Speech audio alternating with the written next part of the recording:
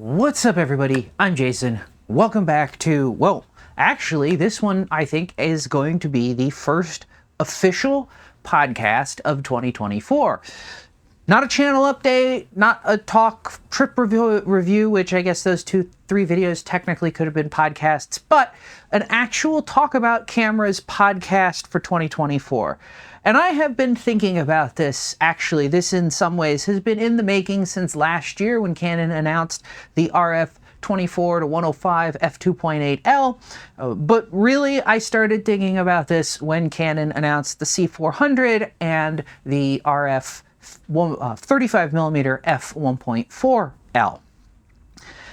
And I guess to summarize the thought that I've been having, the thought process here is, sometimes it feels to me like good ideas go to Canon, or Canon comes up with good ideas, and then they just die. They get killed, that they're implemented poorly. We either get I won't say shafted, but we get stuck with something that, it could have been so much better, or in a worst case scenario, we just have something happen that just dies. Now, that's not to say that Canon doesn't have good ideas that really go. The EF lens mount was absolutely, of course, this was in the late 1980s, absolutely a good idea that ran. It is what has made Canon what Canon is today, by and large, and quite honestly, in some respects, with the RF mount and the difficulty that Canon is having with allowing third parties to come onto the platform and to produce lenses and so forth, it's like they didn't learn the lesson that the EF lens should have taught them. But let's talk about some things in recent memory that Canon has done that kind of fizzled out. First is the LCD distance scale on the EF 70-300, 4 to 5.6. It was one of the last ones they did. And they got rid of the old, I always thought they were kind of annoying, clear plastic window into a rotating part of the lens distance scale and replaced it with an LCD screen. Now, of course, the old mechanical distance scale, I know lots of people love them, but the reality is it's limited by the design of the lens. You can't rescale it. You can't provide more detail, you can't provide depth of field information, anything like that, at least not easily, on a lens, especially not an autofocus lens, because it's a painting on a part of the lens tied to the autofocus system, or the focus system. So moving to an LCD, great! You can put more information there, you can put different information there, you can put relevant information there. It was the only lens Canon used it on. Nikon ran with it. Nikon puts LCD distance scales on like all of their S-mount lenses or Z-mount lenses for the Z platform, and I guess that's good for them. Now, I'm not going to give Canon too much of a hard time on the distance scale thing here, because it happened kind of in the middle of this transitionary period between the DSLR and moving to mirrorless. And of course, mirrorless, we don't really need a distance scale on the lens at all. It can be displayed on the main screen. It can be displayed in the viewfinder. If technically, it easily could be displayed on the top LCD on your cameras, if your camera has a top LCD, which, basically completely subsumes the need for a distance scale and an LCD distance scale as a whole. But there was a good chunk of time where Canon was still making new DSLR lenses after that 70-300 came out, and they were still doing the old mechanical distance scale. Another one on the list of things is the spherical aberration adjustment or control that Canon put on the RF 100mm f2.8L macro lens. Great idea. Okay, the marketing sucked. Canon really needed to invest in talking to photographers and telling us why this was such a good idea. I didn't completely understand it until Ari, of all people. The cinema company that the cheapest lens they make is like $100,000 and it's way outside my price range as a YouTuber. they started putting effectively the same functionality in their Master Series lenses through a screw-in filter at the rear, but it did the same thing of adjusting or distorting or adding or spherical aberrations. And they put out a great video talking about why you would want to use this as a cinematographer, what the whole point was, what it did for you, how to make best use of it. Canon did none of that. Now, I put out a whole video talking about this. If you're interested in the whole spherical aberration control thing, I'll put a link to that video. But here's the thing. The 100mm macro is very easily or arguably a compromised lens. Not necessarily at all because of the spherical aberration correction, but because of a design, an inherent issue in the design. It focus shifts. Now, this is a result of a certain or a spherical aberration that most lenses do a better job of correcting for, and not the control that they specifically introduced. But a focus shift is a focus shift, and it made that lens, I don't want to say persona non grata, but a hard lens to recommend, a hard lens to go for. I know plenty of people out there have them and they love them and they work great, but if you're sitting on the sidelines, you see this and you see bad lens or mediocre mixed review lens, that's what I want to say, and then the spherical aberration control. And there was a lot of people who immediately jumped to the spherical aberration control was the problem with the lens. And the question then becomes, can Canon ever actually reintroduce that in any lens in the future? I have a feeling that they won't be able to, largely because of the other problems the RF 100mm macro had. It's going to be a much harder sell to market that. Great idea that's being implemented in a more manual way by Ari, the massive cinema company, kind of, I think, is a dead end at Canon.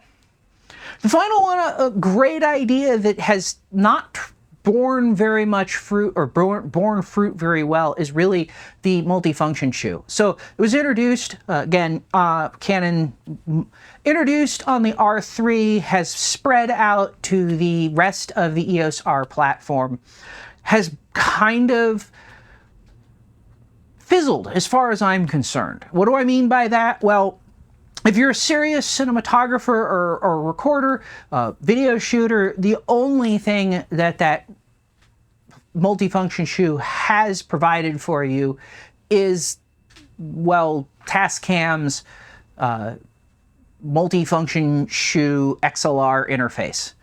Canon released a couple of microphones that use it, and that's about it.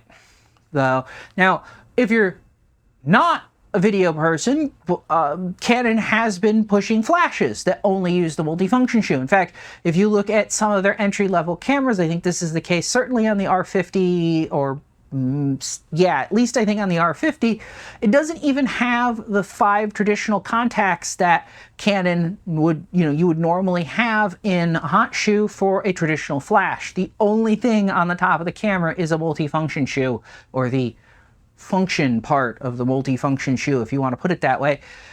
And you're forced into, well, okay, you're not forced into Canon flashes. That's an unfair way to put it, because I think a lot of people would say it's being done so Canon forces you into using their flashes. You can buy for like $20 or $30. It's not really that expensive. The multifunction shoe to 5-pin ETTL2 adapter that you put in your camera, and then you can put any old Canon flash or any of the third-party flashes or any of that stuff, and it'll work fine. But is that really like the way to this technology warrant? Like, this had so much promise, but Canon couldn't seem to grasp it. Ultimately, this should be something, it would be contacts that would be on the end of your Rode Video Mic Plus, or Mic Plus 2, or Rode Wireless Go, or whatever. I mean, you could if Canon got this out to other companies to implement, you could have choice. It would make the whole thing very attractive. I have a mic, I don't have to put a battery in it. I put it on my camera and it works. Now, yeah, Canon has 2 mics, and they just recently filed for FCC, whatever, the paperwork essentially, for a wireless microphone transmitter system that, you know, think Rode Wireless Go kind of thing, that will plug into the multifunction shoe, and it will do all of the multifunction shoe stuff, and it'll be great. Probably. Except, here's the problem. Mics are like, in a certain way, mics are more like lenses than lenses are like lenses. I know there are people out there who have a hissy fit over like, or are like super specific on, it can't just be any 35mm lens. It needs to be the Zeiss XYZ 35mm lens. That's the best 35mm lens that produces the images that they like. And that's mics. Once you get into any kind of audio with any level of like seriousness, mics become a huge thing. They are completely like what sounds good, what doesn't sound good, what mic makes your talent sound better or worse. I mean, a perfect example of this. Recently, like last year, Sennheiser came out with, I think it was the 415, I don't remember what it was. It's a $1,600 professional super hypercardioid microphone. It's arguably, like, I watched tons of people on YouTube, B&H, reviews, etc., of how good this microphone was. Now, I record most of my videos with a Rode NTG2, which is not a very good microphone at all. And it's what I got. It was the right price at the right position in the right place when I was getting into video, and I had never replaced it or upgraded it. So that's what I use, because that's what I still have. So when I heard all of this, saw all these reviews about the Sennheiser MKH 415, maybe MKH, whatever, I got one, and I set it up. And, you know, hypercardioid is so much better for interior dialogue than a shotgun mic and all of this stuff. And I started doing recordings. In fact, because I have a 6-channel audio system or audio recorder, I set it up right next to my NTG2 so I could record both of them simultaneously and A/B test them to see what I thought sounded better. And I ended up sending it back because I didn't like the way it sounded. It didn't sound better to me. It actually made me sound worse into my ears. And, you know, people can argue a lot of things, but ultimately, as with almost anything in any creative field, if you don't like what the results of what you're producing, that's not right. Like, I have to like the sound I'm getting. And so I'm still using my NTG2, which, for all of the things that it's not good at, I like the way it sounds. I didn't like this more expensive mic. Well, that's the problem with the multifunction shoe. If I can't choose the mic that I like that works on the shoe, because the only mics available are 3 from Canon, what good does it do me? Nothing. And so, by and large, as far as at least I'm concerned, the multifunction shoe is another dead-end technology. Yeah, Canon is going to continue to flog it. They're going to continue to push it on all of their cameras. They're going to continue to put flashes that only work with it on the cameras. And they're going to continue to not tell us why this flash that only works on the multifunction shoe but doesn't do as much as this other flash that works on the old ETTL2 contacts is so much better and really needed the multifunction shoe to work, and so on and so forth. But it's kind of a dead end. It's kind of a dead thought process. So that brings me to what I wanted to talk, or what I want to talk about, or started talking about, or what got this whole discussion started for me.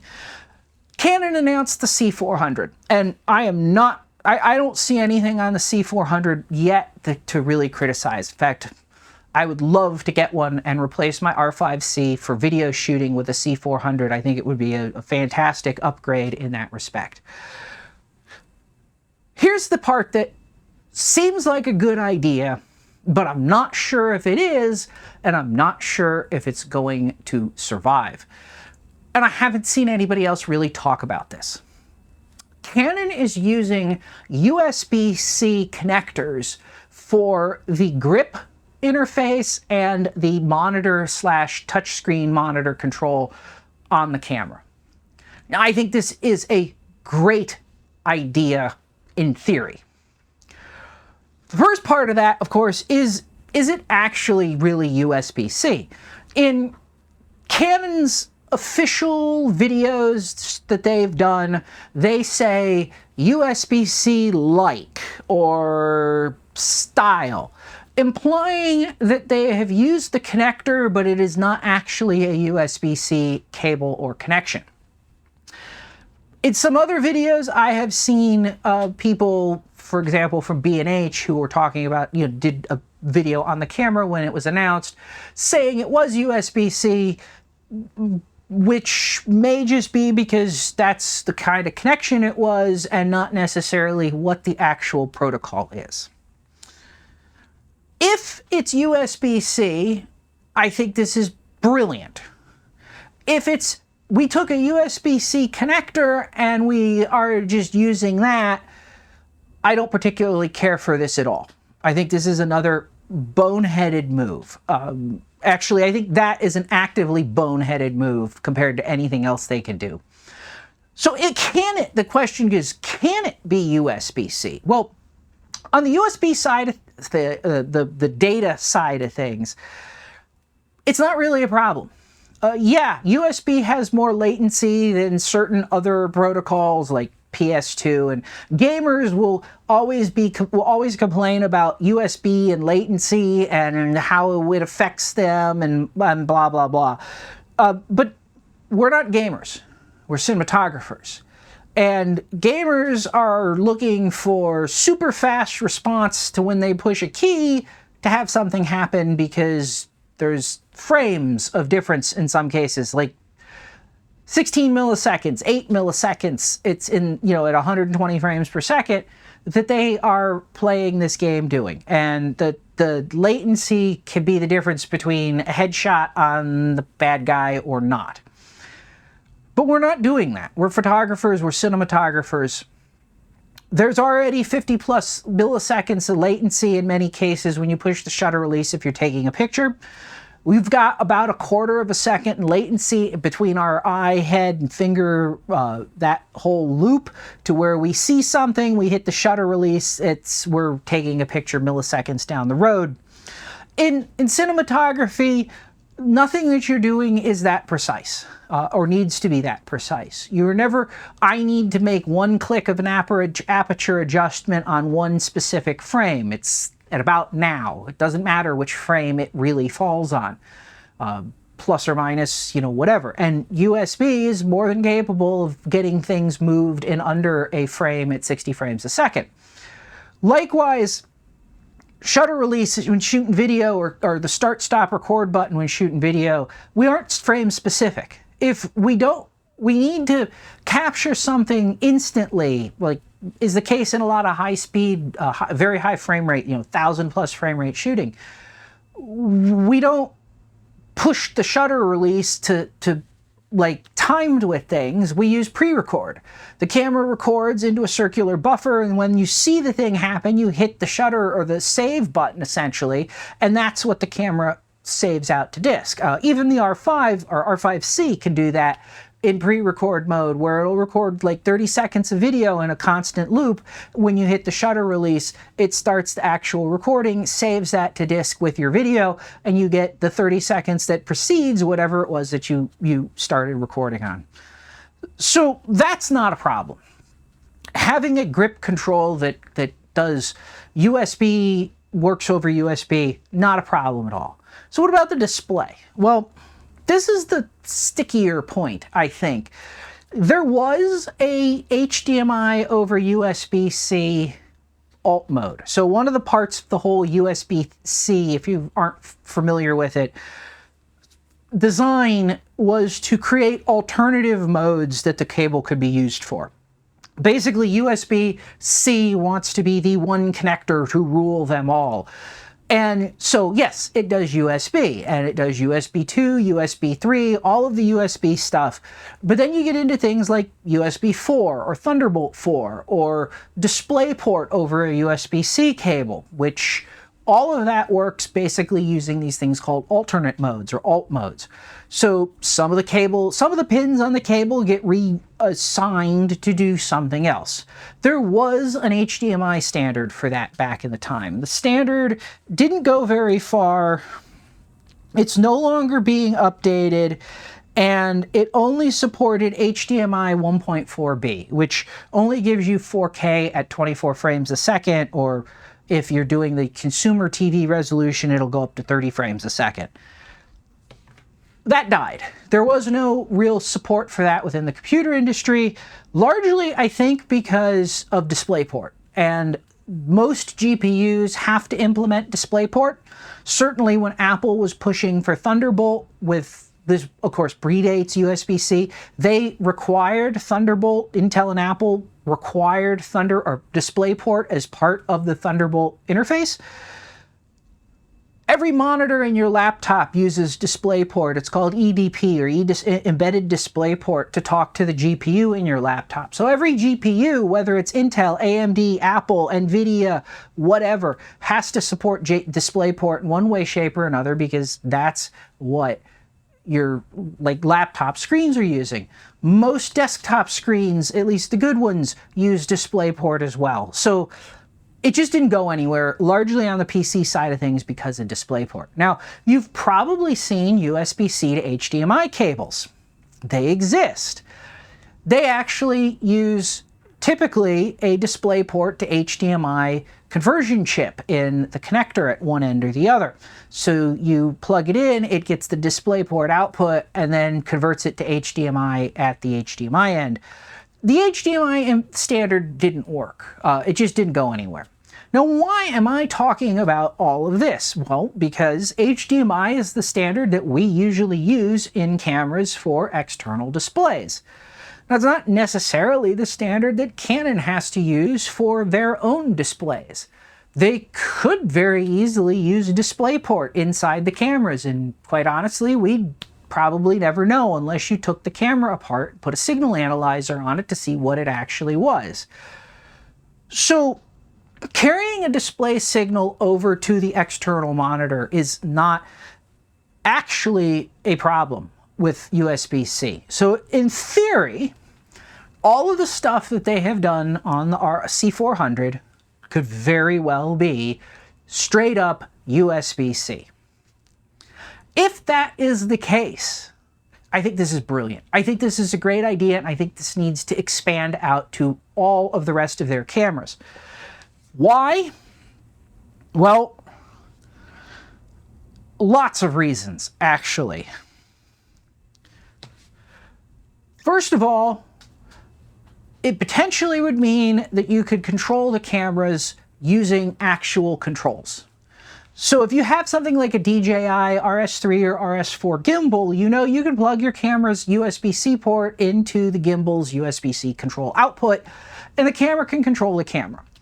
Or the gimbal can control the camera in a limited extent. Because the way that all works is DJI has implemented Canon's USB camera control SDK. Only certain functionality is exposed through that SDK, and therefore that's all that they can control. But potentially, if the control that we actually have over a USB port is pushing buttons, like actual, like this device identifies itself to the camera as essentially a keyboard and can push, the physically pushing buttons sends button commands to the camera, then you could control everything. Which would mean if you needed to go in the menus on your C400 or R5C Mark II or whatever down the road, and you're on a gimbal, you could potentially use the joystick and the trigger and the buttons on that gimbal to go through the camera menus without having to go sort of tap and touch your way with a part of the gimbal in front of you, between you and the monitor, and, you know, all of that kind of problem. It would make it much easier to potentially control the cameras remotely or semi-remotely. The whole thing makes a whole sense too in the touchscreen department. If you have a camera on your shoulder in a shoulder rig, you could take the screen, or even a third-party touch screen potentially, because a third-party touch screen could implement the interface levels that needs to talk to the camera, put that in front of you, and then when you need to change a menu setting, you could touch the screen in front of you instead of having to take the camera off your shoulder and work the touch screen on the back of the camera. That's hard to get to. Now, obviously, on a C400, you just use Canon's screen and you put it where you need it. But I'm talking again about expanding this to all of the rest of the camera ecosystem that Canon produces, because to me it makes a ton of sense if it's done right. It also has an advantage in entry-level cameras of being able to potentially reduce size and costs. Because right now they have an HDMI cable, or an HDMI port and a USB-C port. And like most cameras now are using micro HDMI ports, and micro HDMI ports have shown to be somewhat fragile. They are not the most robust things. On the other hand, USB-C is designed to be a general purpose port for computers that people plug things into, and tends to, well, at least stand up better in my experience from what I've seen than HDMI micro does. So more reliable, but then if it can output the HDMI or a DisplayPort signal that can be converted to HDMI by your cable, then you could, in theory, get rid of one of those ports and just have a single port on the camera, which would make the ports smaller, fewer penetrations for better, makes weather sealing more reliable, more a potentially better quality port, or more robust port than the HDMI micro ports are. Lots of potential advantages. Of course, there are some potential disadvantages, at least in the short term, like if you have a professional camera or more professional camera, like say an R5C, and you only had one port on it, you can't have the HDMI out go to a monitor and a USB battery plugged into the USB port to provide power delivery. Now, it's not insurmountable, because I'm betting a whole lot of you have laptops that you have plugged into a monitor on your desk, and that monitor on your desk provides USB power to your laptop over the USB-C cable, and your laptop provides video and everything back to the monitor over the same USB-C cable. And that's all you need. And that certainly would work in a camera where you could have a monitor with a power delivery module in it that could provide the camera with the power, and the camera provides the signal. One cable, easy peasy. Now, short term, none of that exists, which doesn't help us. Long term, that's something that could come to market, in 5 or 6 years, but only if this whole thing is actually focused on and implemented. Like a move to USB-C ports that control everything, kind of the way that, honestly, we're talking about, when you stop, actually, this isn't all that ridiculous or crazy or extreme when you consider that this is Apple's MO. All they wanted on their laptops was one port, or one kind of port, maybe 2 or 3 of them. The USB-C port, you'll get a MacBook Air, it's got a couple of USB-C ports, and that's it. And that's all they wanted. And if that port can do everything, and of course, a lot of the complaints that most people had with USB-C on Mac laptops being the only port back when this started have sort of alleviated themselves with, well, a lot more broad access to USB-C, a lot more USB-C devices, etc. But there's no reason that that wouldn't make a lot of sense on a camera. Again, assuming that the little tentative first step that Canon took on the R5 or the C5-400, they carried that, or they would continue to carry and develop that. The last thing that I wanted to talk about in this video are aperture rings on RF lenses. Now, I don't have a strong opinion either way on the value or the quality, whether it's good or bad. A lot of that comes down to how you use the camera. I certainly could see how the aperture ring on a video lens or cinema lens makes a ton of sense in cinema situations, and that makes a ton of sense when you start talking about shooting video in the new hybrid video lenses like the 35-14L and the RF 24-105 f4L or f2.8L. Makes perfect sense to me. If you don't use it or you don't want to use the aperture ring on the lens, you don't have to. You can use the main control dial like we've always used. Again, perfect, like it makes sense. My complaint is the implementation, or specifically the change in implementation. This should have been something that Canon thought of and put on their lenses from the very start. From the start of the RF program, this should have been a standard feature on Canon lenses.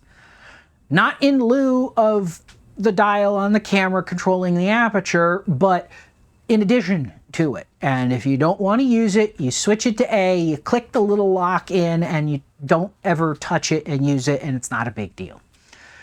Because from a user interface perspective, I find that this creates a huge inconsistency and mess throughout the platform.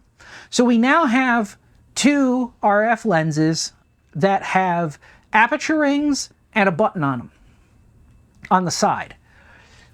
Or at least short RF lenses, because the button on the side of the lens isn't actually a new thing. Canon was putting buttons on their big super telephoto lenses, and they've been doing that for years and years and years, at least a decade, if not a decade and a half, of having that on their super telephotos.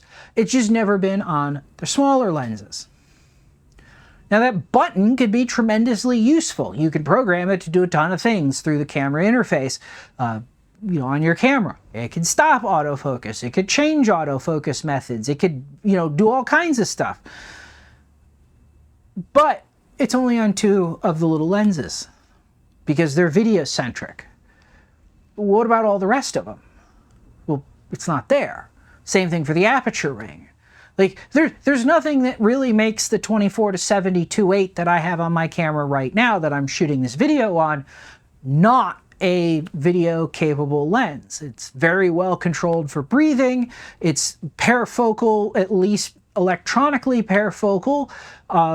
It's fairly fast at f2.8. It's image stabilized, which is actually quite nice to have on a camera that doesn't have in-body image stabilization.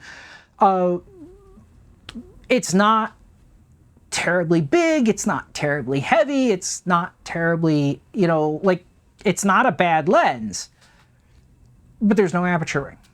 So all of the things that you can do with that aperture ring for very easily pulling the aperture and stuff when changing brightnesses and environments, I can't do on this lens. If that becomes something that you work into your workflow, then changing lenses becomes a problem. Even if you're shooting stills and you just decide that you want to use the aperture ring, which that's a problem right now because it's not supported on all the still cameras. It's only supported on some cameras, mostly in movie modes, I think. And I'm not 100% on the details because, well, I don't have a lens that has one, and I don't own every Canon camera that they make, and nor do I want to. But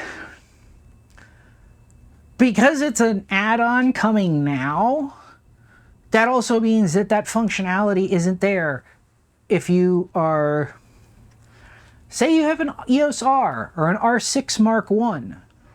and you're not terribly interested in upgrading, but you want a 35 1.2, you could get one, you can use it, but the aperture control doesn't do anything for you. Not really the greatest situation. And is just, to me, that's frustrating. But like I said, the bigger problem isn't that it might not work for certain cameras or certain users. The bigger problem to me is that it's a user interface control that moves or isn't there. And what lenses are they going to put it on? Is this going to be a standard feature on at least L lenses going forward? Or is this just going to be a, well, we thought this was kind of a video lens, so we put it on this lens, but we're not putting it on this other lens because who cares? Like, that's not what, like, this is not good. Like, it's not bad, but it's not good. It's a mishmash of user interface designs that make it hard to build muscle memory. Honestly, the same complaint applies to a certain extent to the command ring that Canon has on the RF lenses. On many zooms and primes, it's the front dial, the frontmost dial on the lens, or ring on the lens. On some lenses, like the 100 to 500, it's all the way at the back of the lens. On other lenses, like many of the RFS and entry-level RF lenses, it's the focus ring, and you switch between the focus ring doing focusing when the camera lens is in manual focus mode, but then it's the command ring when the camera lens is in autofocus mode. And if you want to touch up focus, buy a more expensive lens or keep flipping the switch, or worse, digging through the menus to make the adjustments, or maybe it does it automatically. Again, I don't have one of those lenses. That's not been high on my budget or my priority list. It just doesn't seem nearly as well thought out as it ought to be. And of course, like I said, going forward, what do they do? Is the aperture ring going to become a standard, and the side control button, a standard feature on RF lenses, all except for the ones that are basically too small to mount it? Or is this going to be something that's sort of sprinkled in willy-nilly when Canon feels like, you know, well, this is a video-ish lens, we'll put this there. Oh, this is a still-ish lens, we're not going to bother. Not great. So, that has been what I've been thinking about with respect to Canon and cameras in the system. If you have some thoughts about this, let me know in the comments, because none of this seems unreasonable to me, and I know that there's a lot of resistance to change in a lot of places, and I know a lot of people would be like, I don't want to give it up or I don't want to lose the HDMI port because it's HDMI, which is a standard video protocol that is not really all that different from not being some other video protocol, except for the fact that that's what most displays and everything use. So yeah, if you got some opinions on this, let me know in the comments below. I'd love to hear your thoughts. If this was interesting and you'd like to help the channel out, always comment, hit the like button, subscribe, share this, do all the regular things. If you would like to directly support this video or this channel, please consider hitting the thanks button if you can, or buying yourself something you've always wanted from one of the affiliate links in the description down below, both of which directly help the channel out. As always, thanks for watching, and I'll see you next time.